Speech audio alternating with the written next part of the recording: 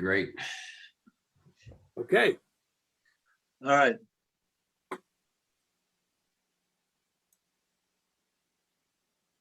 Welcome again.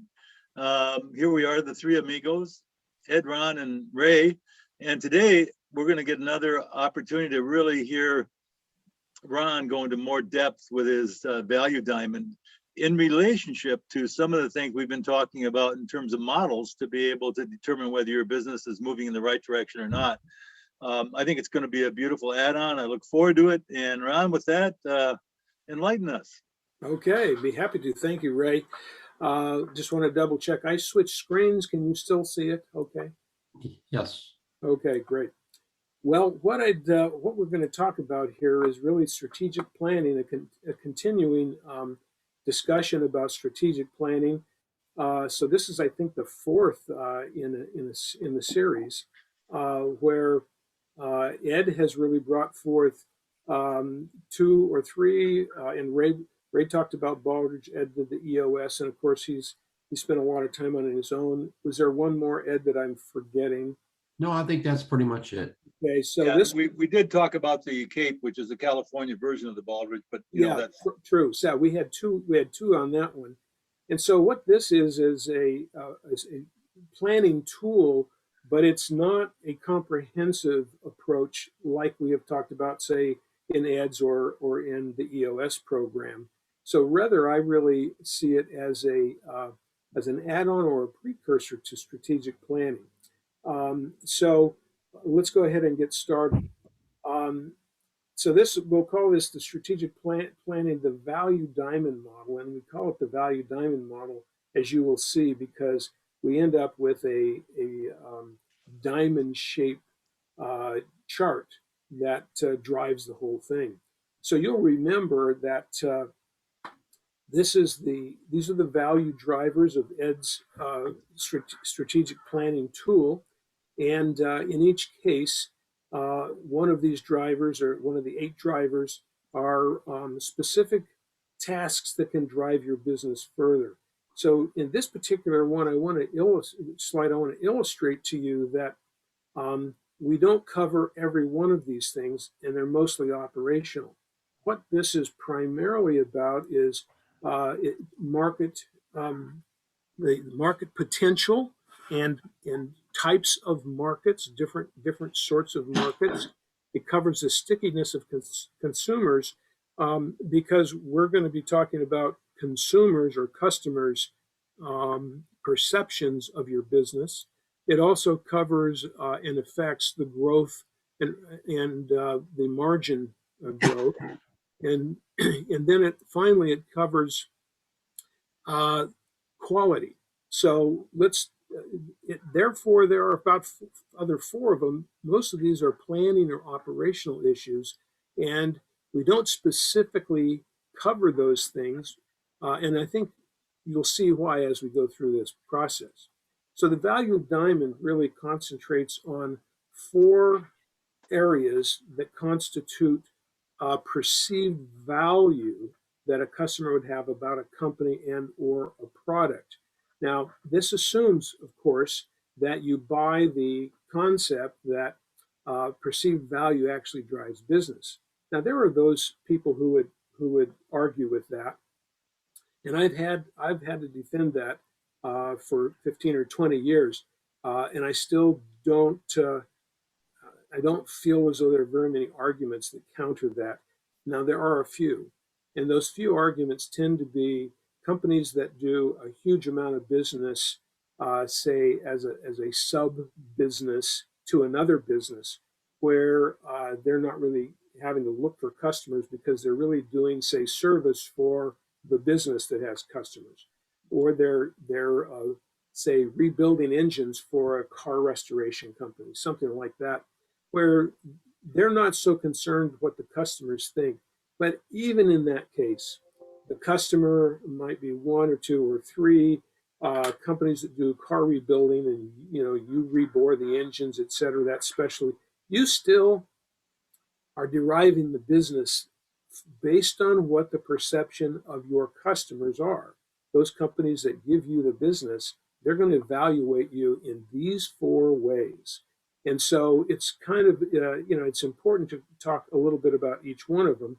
Um, Most of these kinds of models have quality, service, and price as the three drivers, if you will, of how people can judge whether or not a company has good, medium, or low value to them, how they make their buying decision. And I found that that doesn't really work. And the reason it doesn't work is because, as we were just talking about, consumer behavior is driven by a lot of other things. Some neuroscientists, by the way, think that there are many, many decisions, half or more, that are not driven by our intellect, but they're actually driven by our neuroscience. And neuroscience is driven by biology, as well as some of the older parts of the brain, hormones, etc. So that's another entirely different subject. So in order to be able to correct for the quality, service, price equation, you have to have another element in there that considers some of the softer things, like brand, the intangibles, like what people, it might be, what do people think about a company's environmental stance? That, there is a whole variety of things that have to be taken into consideration. And I found over the years that if you just compare one company with another, or one product against another, against price, quality, and service, that in fact it didn't hold up. It didn't, you didn't win the business on those three. You had to win the business based on that fourth element. That's why I feel so strongly about this, that it works most of the time. So before we jump into that one specifically and talk a little bit more about it, I wanted to kind of just go through the evaluations that we make for marketing as a whole. But I'm going to just focus, and there are 6 or 7 of them here. I'm going to focus on 2 of them as it relates to this chart over here with the ball in it. The first one has to do with market share. Now, this is an interesting fact, yet by saying it's a fact, you have to realize that it has statistical dimensions, and so your 1 standard deviation, etc., away from the perfect size. And every time I say this, somebody will say, "Oh no, I know somebody that's different."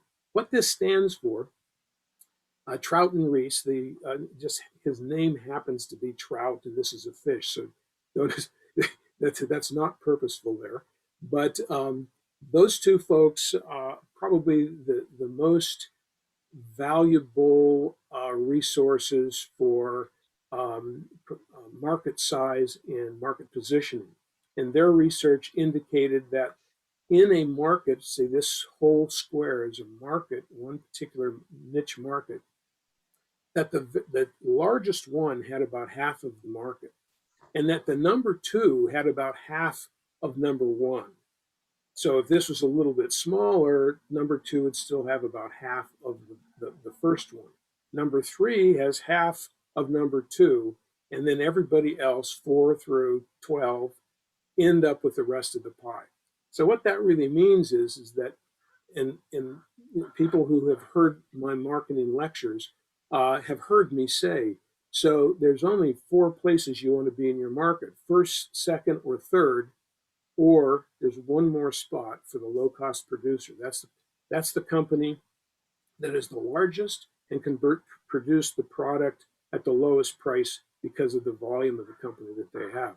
Now, many times, number 1 is also the low-cost producer, so there's only 3 spots available. And I have found that this really holds true a lot more of the time than you might expect. Most small businesses don't think in this terms because they're one of the little fish. They're fighting for all the stuff that's left over, and they don't really think about the 3 big guys that are really doing all the battling at the top. Now, the second one is down below, and this is the value diamond. I've mentioned a little bit about that. We're going to talk even more about it, but the reason that I just mention it right now is because it has a big quality component.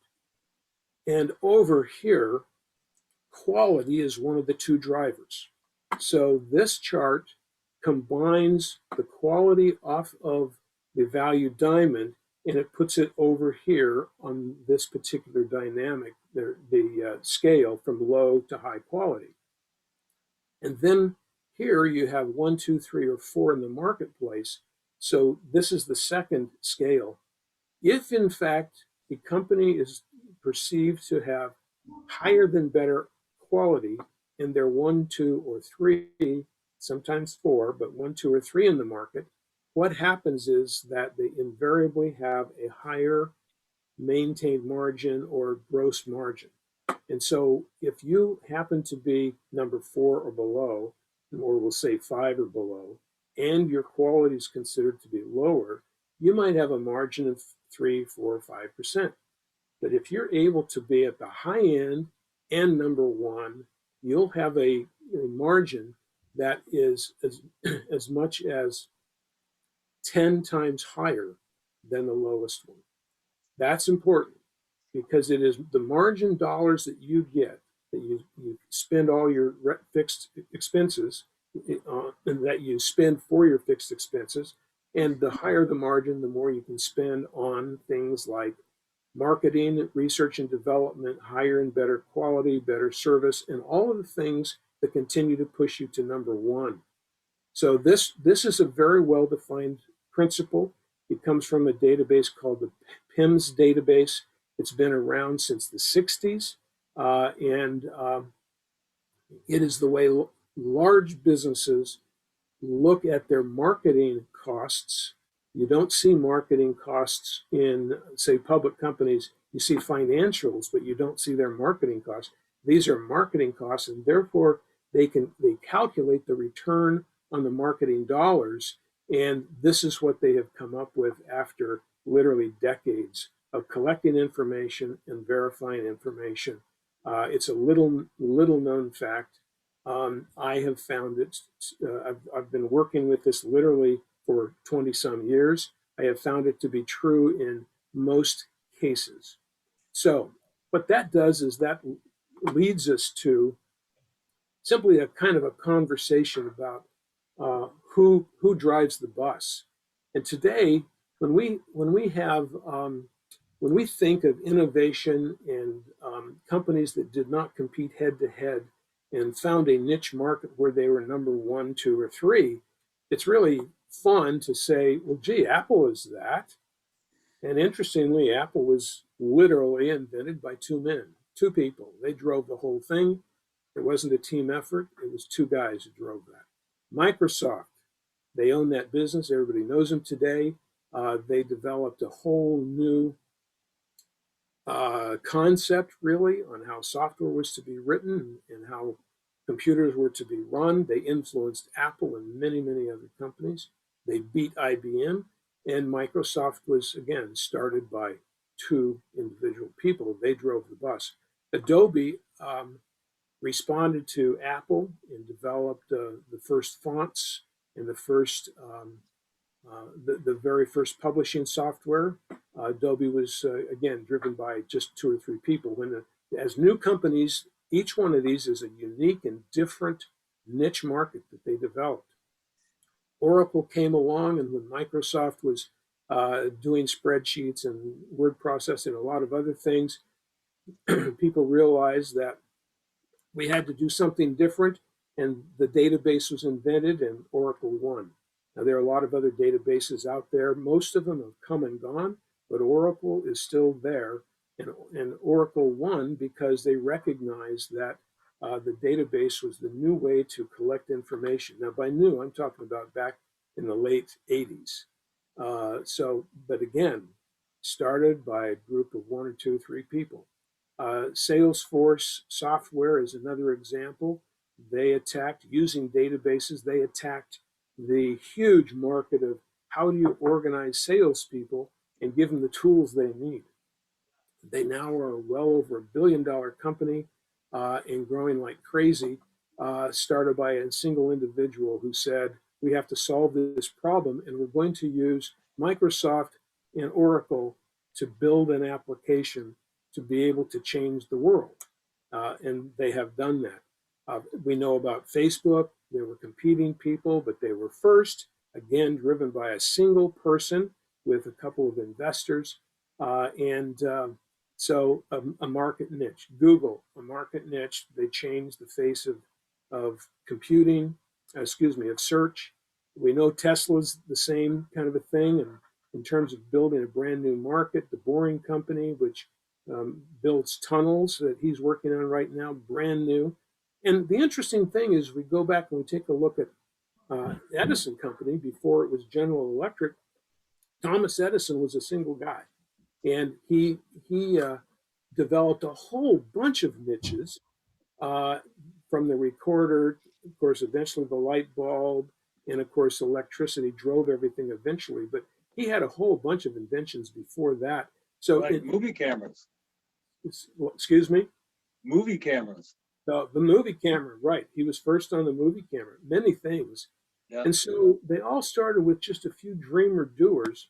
But the important point here is they started with a market that wanted new products. These people were visionaries. They understood the product was available. Now, when they started, each one of these was number one, number two, or number three in their industry. And they're still here. General Electric, not so much, but they're still basically here. Ron, So, can I ask a question? Because that's a very interesting list. Why didn't you put Amazon on there? I just had to stop it somewhere.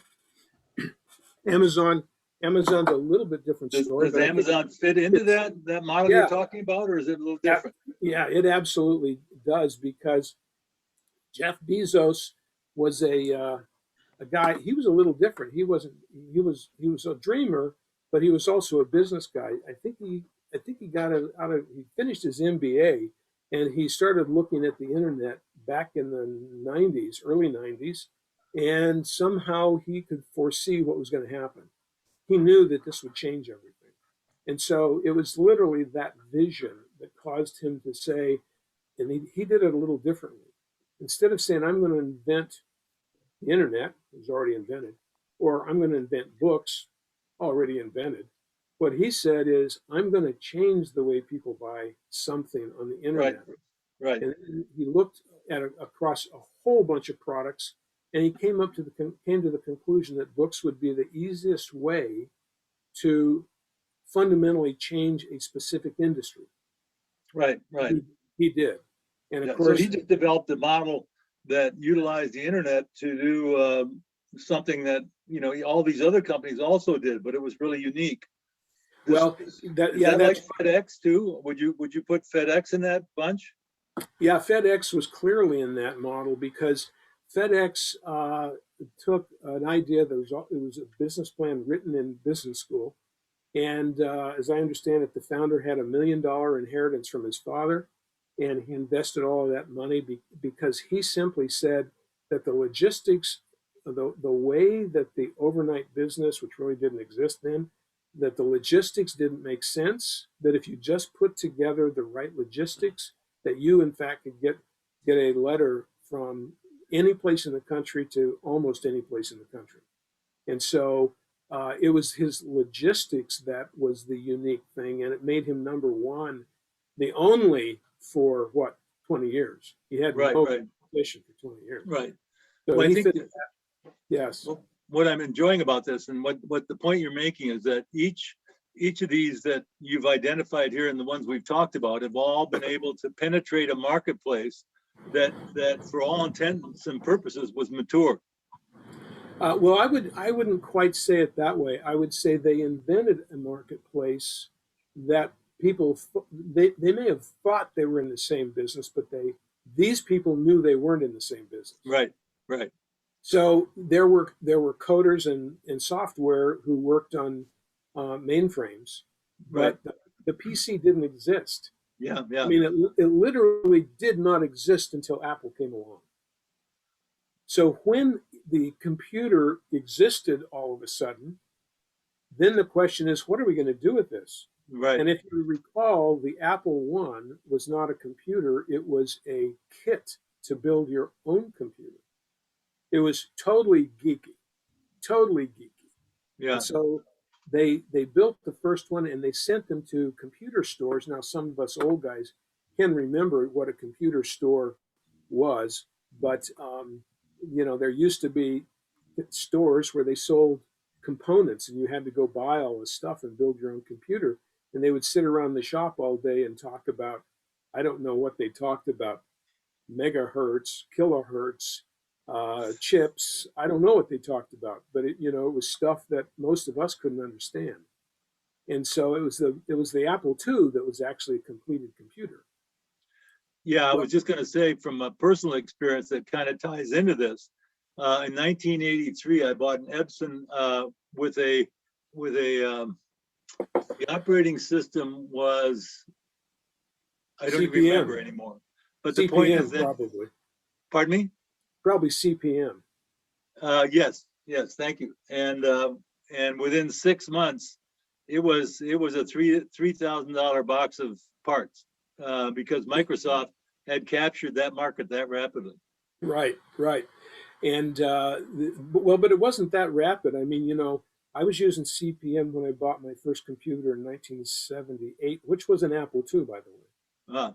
And so I needed software to do bookkeeping, and we fired our accountant, so we started doing our bookkeeping for 7 stores all on our own. And of course, we were just hungry for software, and Yeah. Microsoft was well aware of the problem. And of course, it was 3 or 4 years later that they really took over the operating system business. And I believe that it was later. It was 4, 5, 6 years later that Apple built their own operating system because they didn't want to be trapped by Microsoft. But in each one of these cases, none of this existed. Adobe was building fonts so that you could read them, you could render them on a screen. Well, you had to have an Apple Macintosh in order to render it on the screen. Right. So they had to come first. Adobe had to come next.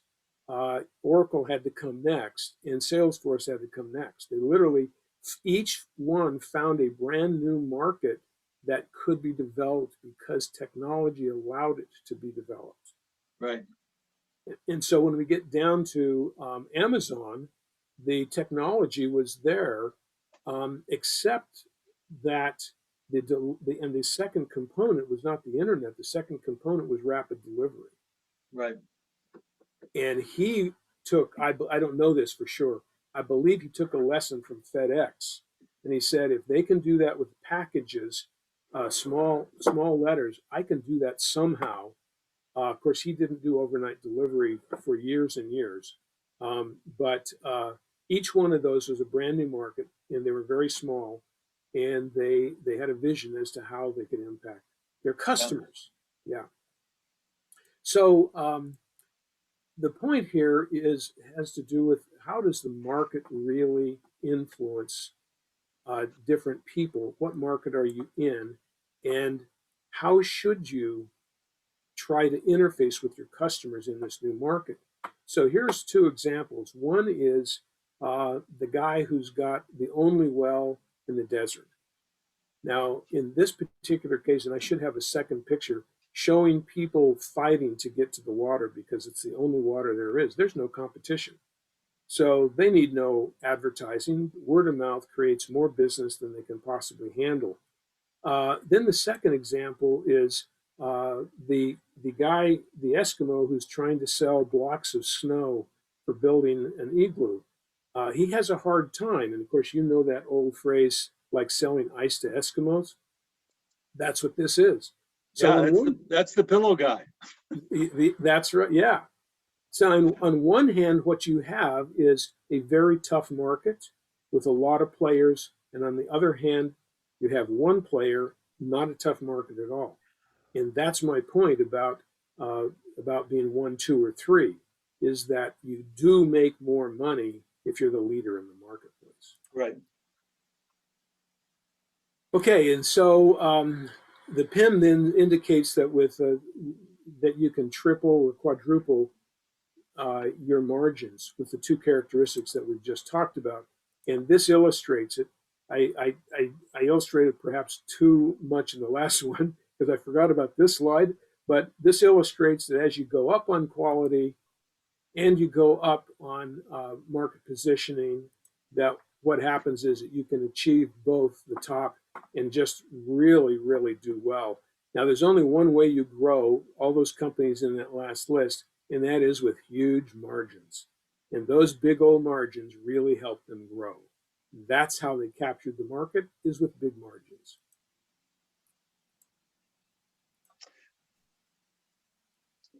Ron, Okay. if I can, the question I want to ask you there is that these are all four integrated, and I understand that, you know, price, service, quality, and image.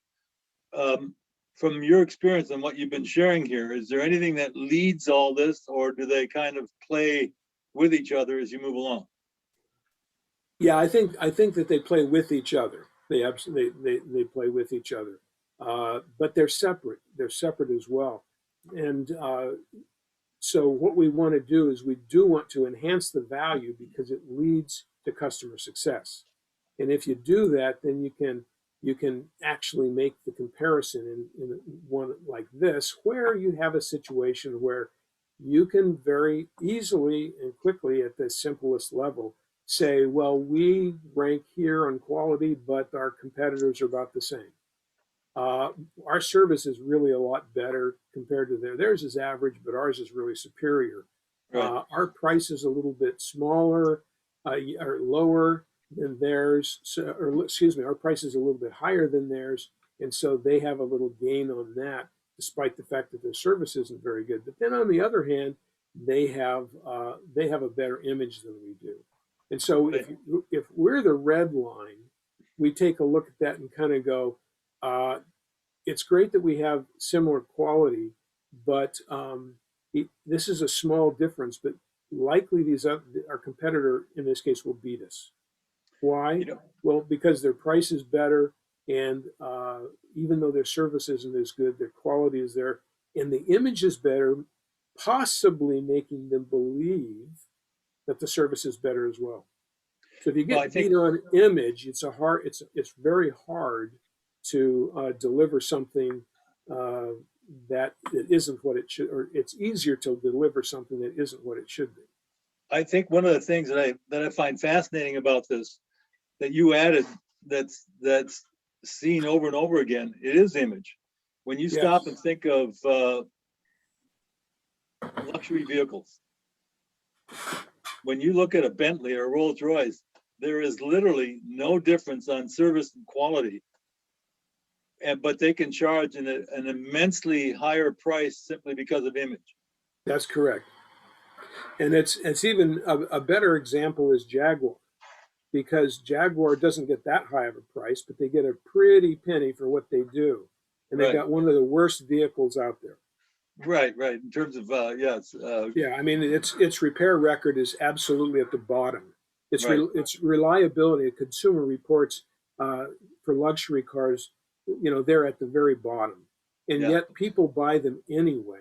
And so it's like, well, how does that happen? So you can see here, you know, in the early days when I was developing this, and I started probably almost 30 years ago, and as I began to develop this concept, I would take a look at service, quality, and price, and you might do that exact comparison and say, well, wait a minute. I mean, why is it that Jaguar is still in business? If you looked at quality, and maybe even service, and of course price, which is high, you'd kind of go, well, they shouldn't be doing anything. They shouldn't be doing it, but they're still doing business. How in the world do they do business with such low reliability? And the answer, of course, is those cars are beautifully designed and they're not very reliable. But the image of a Jaguar is you can afford to have a beautiful car and you can also afford to repair it. Right. You can have two of them, one to drive and one to repair. That's right. And that's what works. And I've told you that story about my old boss literally had two of them. Yeah. And when they both were working, his wife got to drive one of them, but that wasn't very often. She had another car for when that didn't happen. So yeah, so this whole concept then leads us to a couple of kinds of things we can do about it. And so this is where we get into the strategy. If you take a look and you see that you have a deficit, you've got a gap in something, then you can do something. So things you can do, well, you can lift the revenue right away by paying attention to it and responding to the gaps. You can increase the customer and prospect perception of the company, and of course, through working on the image. It allows for optimum pricing. Most of the time, people don't think that pricing is dynamic, but it really is incredibly dynamic. And so typically when the image goes up, usually the price goes up. And therefore the margin goes up. And so that's why, people who have said to me over the years, you know what, image has nothing to do with my business whatsoever. Well, there's a company that we know of that had a decent word of mouth image that I worked with for 14 years. And while I worked with them, their business tripled. Why did it triple? Well, I didn't know very much about the technical part of their business. I couldn't help them there. And their service was pretty good because the owners were always directly involved. They understood customers. And their price is always highest. And they told me up front, don't be messing with the price. It's going to be higher than everybody else. I only had one tool. I had image to work with. And we literally changed the way that company was perceived, and they became the number one company in sales as well as reputation in their niche, which was southwestern United States, and they became probably in the top 3 nationally in terms of image within the industry. So wow. I know that can make a difference. Now, it was a more dramatic in this particular case than it is many times. But yes, it can make a big, big difference. So, we were going to talk a little bit about pricing. So here is a case where their quality was up here. Their service was equal to, say, the red, and their image was down here, but their price was up here. Well, that's a formula that only works when you have a few, in this case, engineers who say, I'll pay for the quality because I can't afford to be down. Yeah. Well, what we did is we took this and we drove it literally to the top. And then we were able to allow the price to go up and their business tripled. So you can actually raise your price. But there's another whole concept of dynamic pricing, which has to do with the kinds of customers that you're dealing with, what the channels are that you sell in. It has to do with supply and demand in terms of how much you can produce versus, say, inventory, your distribution network, and you can build a lot of dynamic pricing into this. And that is something that very few companies even consider. The only thing they consider is, can we raise our prices and get away with it? Why? Why do we? Well, we have to now because we're not making any money. Right. That's a pretty narrow way to think about pricing. Pricing should be, do you think that Google prices their advertising based on the smallest amount of money that they could get? No. Neither does Microsoft. Certainly doesn't do that. They're trying to optimize their margins in each case. You can increase customer satisfaction and service very rapidly if you know that you need to. See, part of the problem is don't know this. You can increase the price or cost spread in order to enhance margins. You can focus on long-term quality initiatives on areas that provide real value. Now, I say real value here because not all quality initiatives will increase the value because the customer can't tell the difference in the quality. If you can't explain and demonstrate the quality, you're wasting your time spending money on it. So that goes against a lot of manufacturers who think that continuous quality is the mantra, but in fact that's not the mantra. It's only a piece of the 4 components that you have to work on, and they have to work together. You can keep focused on what provides immediate results instead of long-term, expensive and small incremental improvements. Now, what this really means is that Well, continuous quality is one of them. But we're also talking about the very long ramp up time for strategic planning, which is the last point here. And that is that, and we've talked about this in our last couple of sessions, and that is how do we know there's a benefit for doing strategic planning. How do we get owners of businesses to actually spend the time and build an initiative that will be long term that can accomplish all the things that we know, and they can increase their Baldrige score, etc. Well, what this does is this gives them a incremental way to do it, because you can go in and lay down these charts and have managers come up with these 4 different polls individually, then you average them together, or you can put them all on one chart, and literally that can end up being reasonably close to the reality. And you can immediately, within a couple of hours, you can have a discussion with people about where they have gaps compared to their customers. And of course, you can plot 3 or 4 different companies, or you can do it on an individual product. And so you can really have a discussion in a very short time. There's a second level, and that is that there are other components that these characteristics can be broken into. And those, I believe I've got these, yeah. And here are, for instance, quality measurements. Within quality, you can look at durability, reliability, fit and finish, the engineering, the performance of the particular product, and maybe the longevity. So there are lots of, and there I would say, if we sat here, we could come up with 3 or 4 or 5 more, and depending on the industry, we'd have 2 or 3 more as well. So you have all of these other measurements that are sub-measurements of quality. Well, as you begin to get more sophisticated with this program, you begin to pull in information on these issues that is specific, and you simply start comparing reliability. You go to Consumer Reports, you use SurveyMonkey, and you ask questions of your customers and your competitors' customers. There are ways to get real measurements here that then begin to drive each one of the 4 components. And you now are developing a scientific approach to back up what your managers think. In service, for instance, you can look at the delivery of the product, the customer service, error handling, support, how courteous the customer service is, any extras that are provided through service that maybe don't have a direct cost. So, and there are more here. With the dairy, we have measured these and very specific kinds of characteristics of service for 25 years. And every 3 years or so, we have a major survey, and we can actually see the quantitative improvement in service based on using the same survey for 30 years, nearly 30 years. Price, you can look at the market competition. You can have discussions about elasticity.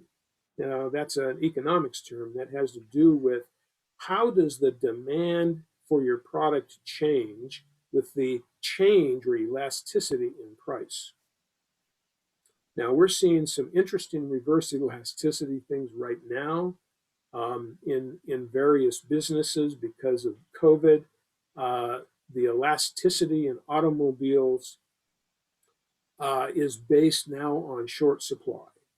And therefore, if you want to buy a car, you're going to have to pay more for it. I just bought a car, I'm paying more for it.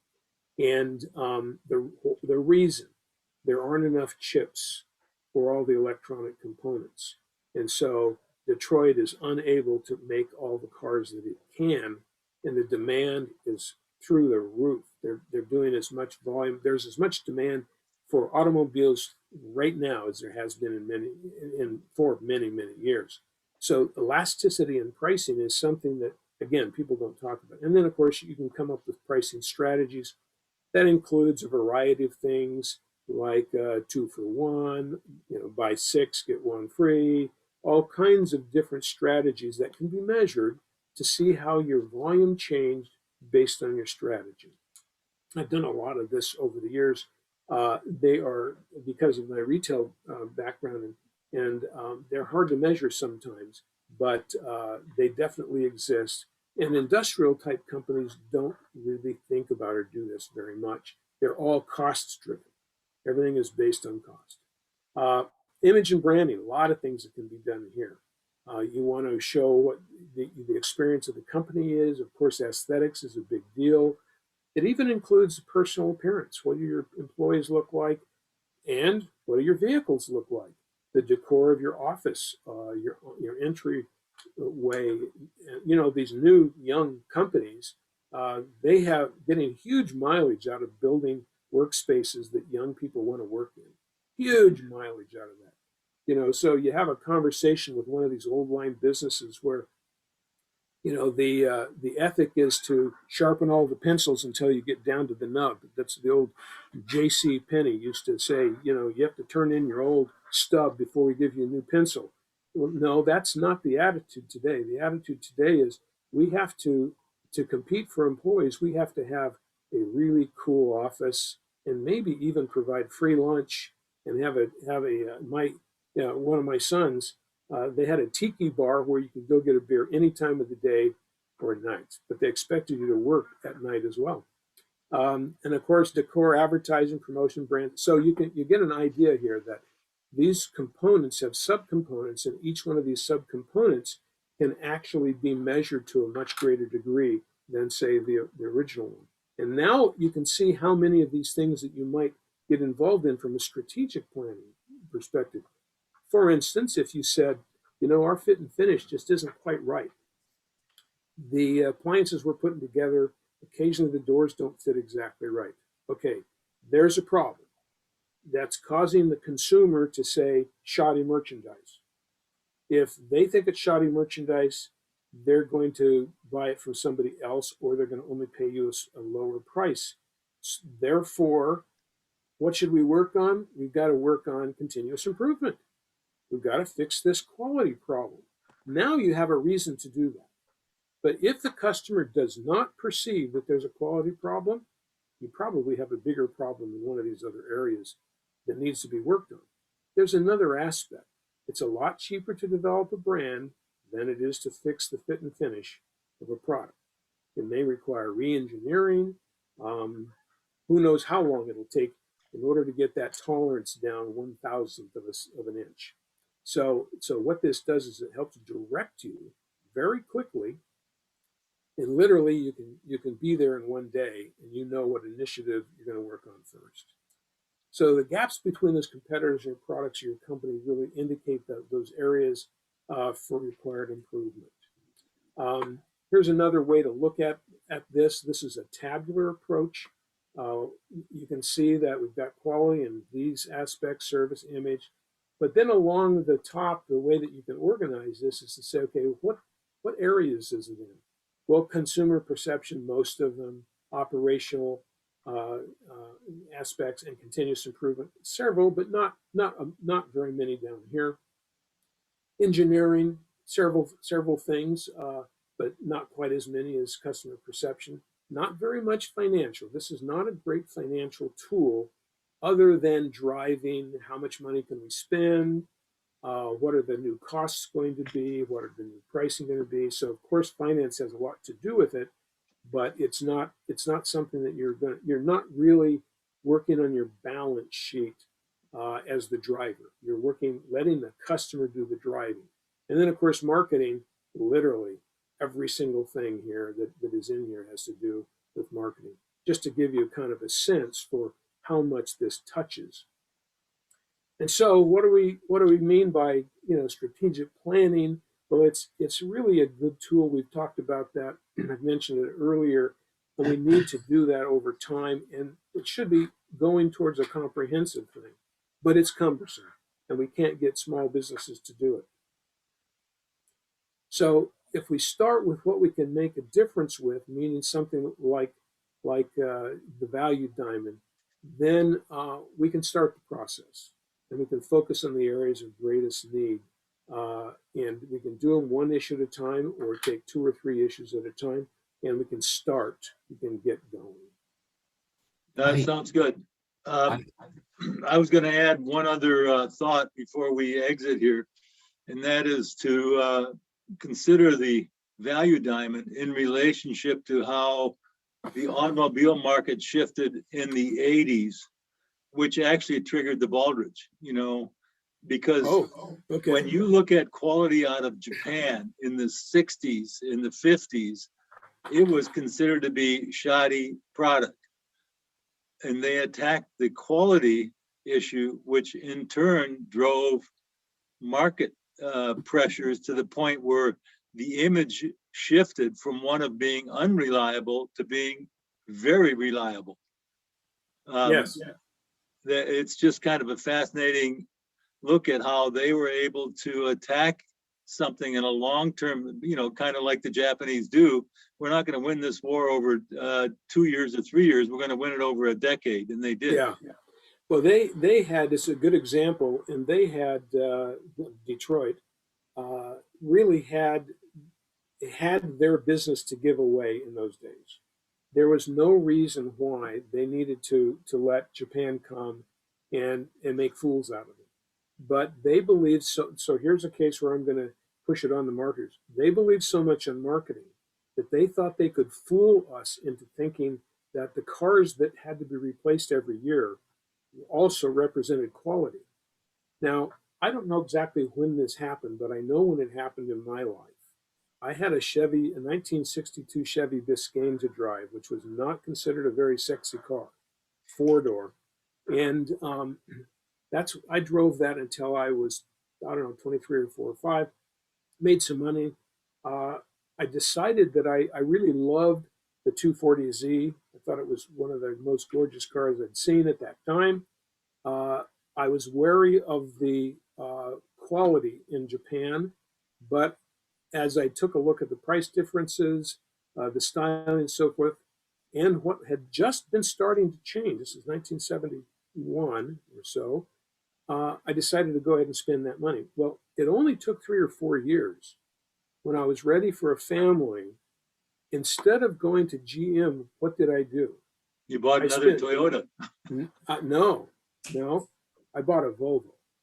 Oh, did you? Okay. I spent twice as much money as opposed to a Chevy, Right. as I had to in order to get a box. It was Right. the station wagon, the ugliest thing that you can imagine.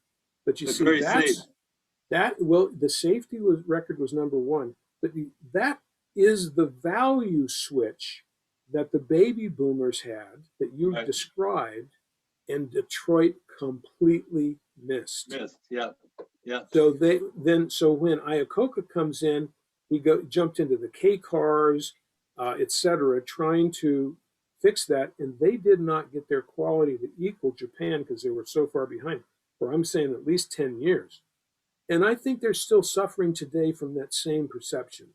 I am not in the market and haven't been in the market for an American car since I bought my first Volvo. I've owned 3 Volvos, ridiculously expensive, but they were also the most reliable car. That's not true today. They've been bought and sold and bought and sold, and Right. they're in the middle of the pack today, lower middle in terms of reliability. So I'm not buying Volvos anymore. They're not reliable.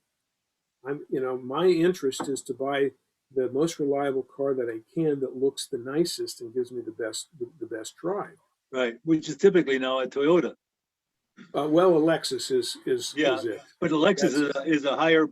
Here's an example of image. It's the same car as the Toyota. So for $10,000 less, you can get a car equally reliable, but it doesn't have the image. But I just bought another Lexus, Ray, so I really don't want you to tell me that I was influenced by image. Yes, you were. I mean, you have to admit that some of the plastic is actually wood in the better cars. And Yeah, so, right. Well, but the point is that when you Leather. drive a Lexus, you have a different image than when you drive a Toyota. You do. No. You do. And that's see, I think that's more my image. Right. I guess. Exactly. And so it worked on me, and yet at the same time, I could have bought a Mercedes, I could have bought a BMW, Sure. but Yeah. you know what? The quality is actually horrible by comparison to the Lexus. The Yeah, Lexus yeah. is the number one. Yeah. So it's just I'm amazing. able to justify that price because I can tell myself that my repair bills will be less. See, that's Right. how I do that. But it's all consumer stuff, which is exactly why the value diamond, I believe, holds so much credibility, because it focuses you on what the customer thinks about your product. Right. No, and so that's what I thought. I thought the example of how the Baldrige emerged was based on the Japanese using attitudes like the value diamond to drive the future of their industry. And Yeah, they did well, it very successfully.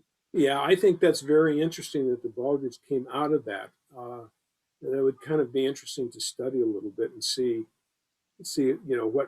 how that really developed. But I can see and feel how it did. In yeah, a very interesting note. Yeah. Well, I think you're aware that Malcolm Baldrige was on the cabinet. He was the Secretary of Commerce. Yeah.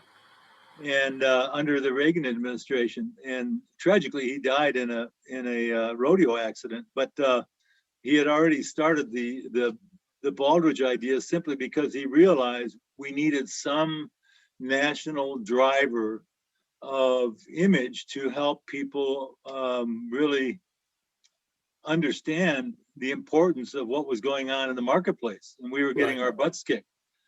Well, and think, I think it's true. In foreign countries, there are a whole lot of them in many product areas where the U.S. quality is considered superior. So to a large degree, the American car is probably not considered the low quality in other countries the way it is here. And part of that is, not in my country kind of thing. It's like the foreign thing is a more desirable thing many times. But right. I think that we have an image of a high quality in this country. Well, guys, that was very helpful. Thank you. As you can see here below, we are going to strongly encourage you to subscribe to our YouTube channel. You can reach out to either Ed, myself, or Ron at the emails you see below. We do these on a weekly or semi-weekly basis. It's not always on schedule, but I think you'll always find the topics helpful, and we encourage you guys to continue to watch us. Ed and Ron, thank you so much. Yeah, thank you. Always fun. I